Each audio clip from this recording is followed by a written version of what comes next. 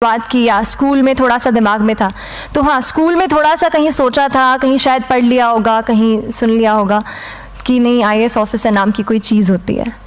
लेकिन तब ये भी नहीं पता था कि यार यूपीएससी नाम की कोई एग्ज़ाम है, सिविल सर्विस एग्ज़ाम है, उससे और भी पोस्ट में आप सिलेक्ट हो सकते हैं, ऐसा कुछ नॉलेज नहीं था।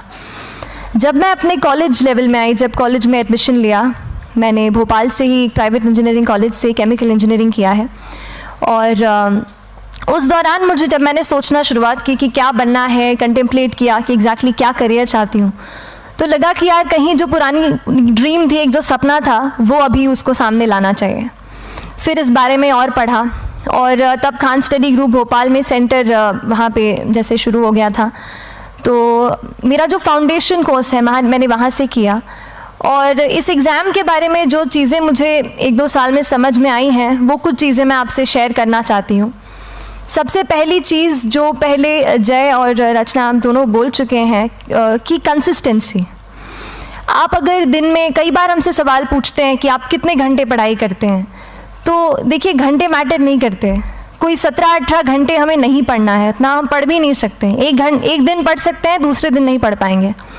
5 से 6 घंटे ही आपको देने हैं या उतने निकालने हैं, पर वो जो वक्त आप अपनी पढ़ाई को देते हो, वो कंसिस्टेंटली आपको रोज़ उतना ही अपने पढ़ाई को देना है। Consistency is the key, that is the first and the most important thing जो आपको ध्यान में रखनी है। दूसरी चीज़ इस एग्ज़ाम में मुझे लगता है इक्वली इम्पॉर्टेंट है, क्योंकि ये जर्नी लंबी होती है। जैसे एग्ज़ाम ही 1 साल तक चलती है, आप प्रीलिम्स देते हैं, फिर आप मेंस देते हैं, आप इंटरव्यू में जाते हैं पर्सनालिटी टेस्ट के लिए, तो एग्ज़ाम 1 साल तक खुद चलती है। उसके पहले मान लीजिए आप 1-1.5-2 साल पहले से प्रिपेयर कर रहे हो, तो ये जर्नी काफ़ी लंबी रहती है। उस जर्नी में मेंटली अपने आप को मोटिवेट रखना, अपने आप को बूस्ट करते रहना, वो भी इक्वली इम्पॉर्टेंट है। और इसीलिए अपने आप पर भरोसा बेहद ज़रूरी है।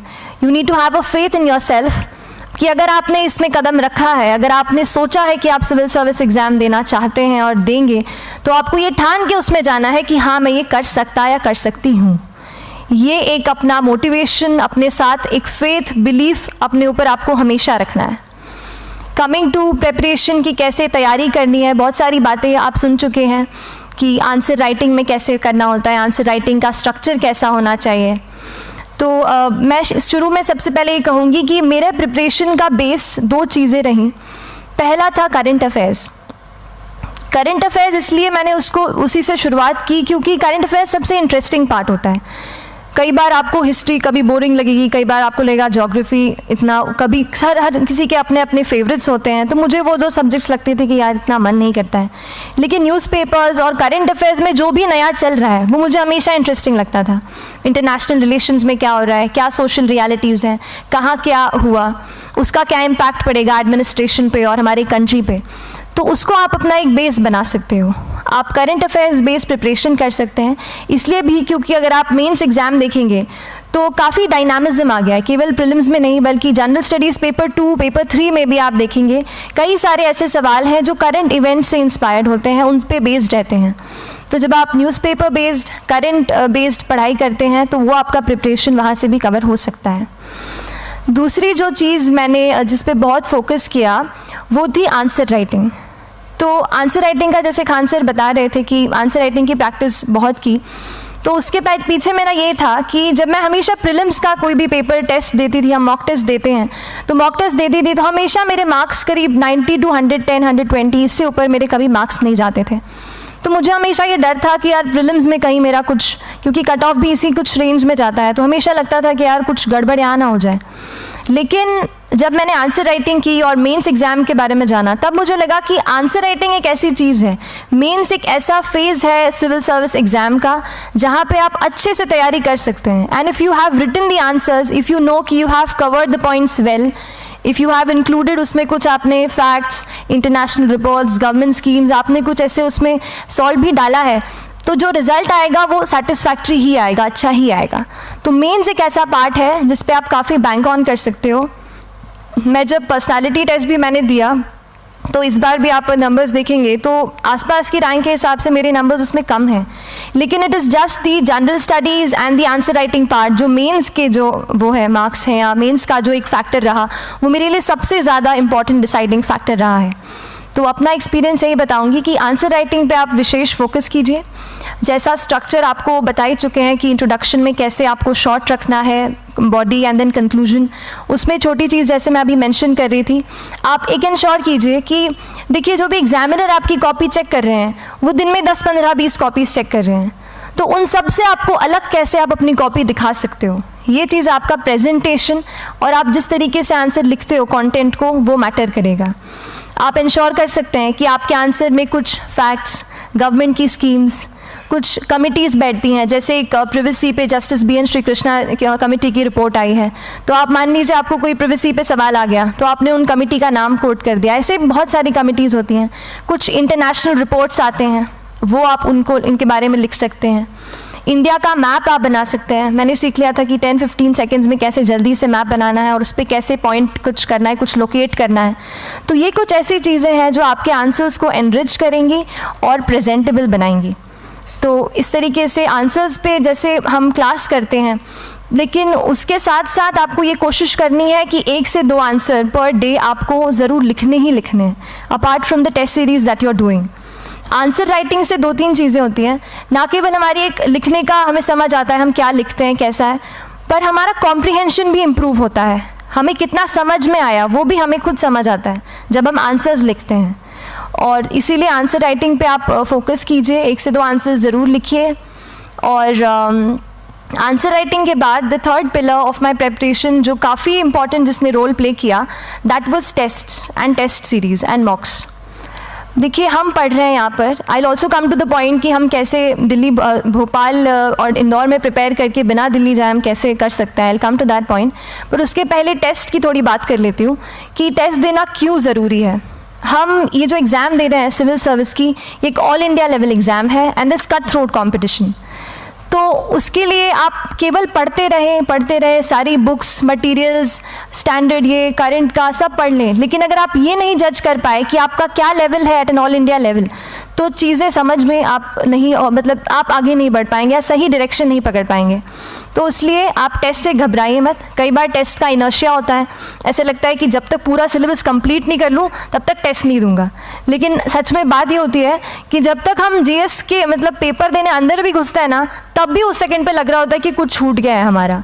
तो ये चीज़ होगी ही, इसीलिए ये मैं कभी मत सोचिए कि जब तक पूरा सिलेबस नहीं कर लूँ टेस्ट नहीं दूंगा। जैसे आपका एक थोड़ा बेस बन जाता है प्रिपरेशन का, आप टेस्ट दीजिए, चाहे वो प्रीलिम्स का MCQ का टेस्ट हो या मेंस का राइटिंग स्किल की प्रैक्टिस हो, टेस्ट पे आप फोकस कीजिए। उसके बाद टेस्ट केवल देने के लिए नहीं देना है, उसको एनालाइज भी अच्छे से करना है।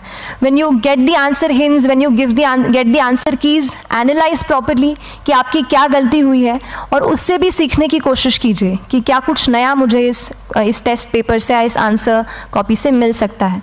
तो इस तरह से टेस्ट पे भी आप फोकस कीजिए। And I will come lastly to the point कि जब मैंने प्रिपरेशन शुरू की थी अपने कॉलेज के 2nd ईयर 3rd ईयर आते आते, तो मन में बहुत सारे फियर्स थे। मैं भी एक नॉर्मल फैमिली से हूँ, मेरे फैमिली में किसी ने आज तक सिविल सर्विस का पेपर भी नहीं लिखा था, तो मन में बहुत सारे फियर्स थे, डाउट्स थे, क्या होगा, कैसे होगा। तो हो सकता है आपके मन में भी ऐसा हो। और हम जैसे यहाँ रहते हैं, हम सोचते हैं कि दिल्ली जाना तो सबसे ज़रूरी है, उसके बिना तो ये एग्ज़ाम हो ही नहीं सकती। तो उस पर मैं एक चीज़ बताना चाहूँगी कि जैसे KSG जैसे इंस्टीट्यूट हैं, जो फैकल्टी भी हमें वही मिलती है जो दिल्ली में पढ़ा रहे हैं, तो ये एक बहुत पॉजिटिव पॉइंट है कि क्वालिटी का कोई दिक्कत नहीं आएगी। बस एक चीज़ है, आप ज्वाइन करते हैं class, that will only provide you a direction. वो आपका रास्ता दिखा सकते हैं आपको कि इस रास्ते पर आपको चलना है, लेकिन चलना उस रास्ते पे आपको खुद है। You have to work on your own. कभी ये मत सोचिए कि मैं वहाँ नहीं जा पा रहा हूँ तो नहीं हो सकता, यहाँ है, तो हम एक्सक्यूज़ेस बनाते हैं, कई बार चैलेंजेस आते हैं। तो मैंने कॉलेज के साथ प्रिपरेशन की, तो उसमें भी काफ़ी दिक्कत आती थी। कभी कभार कॉलेज की एग्ज़ाम होती थी तो इसमें मैं अपना उतना वक्त नहीं दे पाती थी। तो उस मोमेंट पे फिर प्लानिंग ने मुझे बहुत हेल्प किया कि हम किस तरीके से अपने कॉलेज के एग्ज़ाम के लिए प्लान कर लें। जैसे मैंने इंजीनियरिंग की है और मुझे पता है कि हम इंजीनियर्स 1 महीने से ज़्यादा पहले से पढ़ते नहीं हैं, पढ़ते हैं क्या? तो वो चीज़ आप ध्यान रख सकते हो, उसको अपना स्ट्रॉन्ग पॉइंट बना सकते हो। 1 से 1.5 महीना जब exam is approaching, I use to plan my entire syllabus का प्रिंट आउट निकाल के I use to make my notes, उस तरीके से उसको मैं उसको संभाल लेती थी। तो whenever you are managing those things together, focus on planning, किस तरीके से आप एक माइक्रो प्लान बनाएं, अपना डेली एक प्लान बनाएं, वीकली टारगेट सेट करें और एक ब्रॉड विजन दिमाग में रखें कि ब्रॉडली आप मंथ्स में क्या कवर करने वाले हैं। अगर आप प्लानिंग अच्छे से करते हैं तो ज़्यादातर पोर्शन आपका वहीं से कवर हो जाता है, और जब आप टारगेट्स बनाते हैं, उनको टिक करते हैं, तो एक सेंस ऑफ कंप्लीशन भी आपको मिलता है कि yes I am on the right path और मैं सही जा रहा हूँ या जा रही हूँ। तो इस तरीके से प्लानिंग पे भी इक्वली फोकस कीजिए। एंड बस यही सिंगल बिगेस्ट मैसेज मेरी तरफ से यही रहेगा कि आपने अगर ठान लिया है, अगर आप सोचते हैं कि आप एग्ज़ाम क्रैक कर सकते हैं, तो आपको रोकने वाला और कोई नहीं, आप खुद ही हो सकते हैं। तो खुद आप अपनी रुकावट कभी मत बनिए, एक्सक्यूज़ेस मत बनाइए। ऑब्स्टिकल ज़रूर आएंगे, उन्हें आपको चैलेंज करना है। Challenges are meant to be challenged. तो सही तरीके से अपने ऑब्स्टिकल्स को हैंडल कीजिए, और इस एग्ज़ाम में अगर आप सही स्ट्रैटेजी रखते हैं तो आप अपने एक अटैम्प्ट में ही इसको क्रैक कर सकते हैं। एंड एनीवेज आप जो भी अटैम्प्ट नेक्स्ट रखते हैं, दिल में यही रखिएगा कि जो ये मेरा नेक्स्ट अटैम्प्ट होने वाला है, ये मेरा बेस्ट अटैम्प्ट होने वाला है। कभी भी इस एग्ज़ाम को हाफ हार्टेडली मत दीजिए कि चलो दे के देखता हूँ कैसा है पैटर्न का एग्ज़ाम का। अगर एग्ज़ाम का पैटर्न देखना है ना, तो घर पे 3 घंटा टाइम लगा के एग्ज़ाम दे दो, बस केवल पैटर्न देखने के लिए एग्ज़ाम अटैम्प्ट मत कीजिए। जब आप एग्जामिनेशन हॉल में जा रहे हैं या कोई अटैम्प्ट आपने सेट किया है, तो अपना सब कुछ उस एग्ज़ाम को दीजिए, अपना टाइम, एनर्जी, फोकस, जितना भी करेक्ट आप उसमें पॉजिटिविटी डाल सकते हैं उसको दीजिए, एंड पूरी तैयारी के साथ ही इस पेपर को दीजिए, and I am sure that you will succeed. So till then, all the very best to you.